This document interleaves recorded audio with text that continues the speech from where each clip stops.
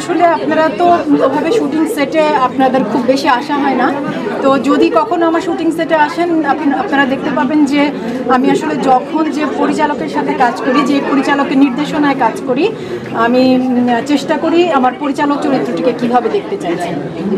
Bohemian ঘোরার ক্ষেত্রে আমি একেবারে চোখ বন্ধ করে অন্ধের মতো ভরসা করেছি অমিতাভ রেজার উপর। আর আমি এখানে বেস্ট বলবো যে এত অসাধারণ একজন সহশিল্পী পেয়েছি, মোশাররফ করিম, তার কথা আপনারা সবাই জানেন, নতুন করে বলার কিছু নাই। দুর্দান্ত একজন অভিনেতা, ভীষণ সহযোগিতা পরায়ণ একজন সহশিল্পী। পুরো টিম, সিনেমাটোগ্রাফার ছিলেন খসরু ভাই, পুরো টিম এবং চিত্রনাট্য।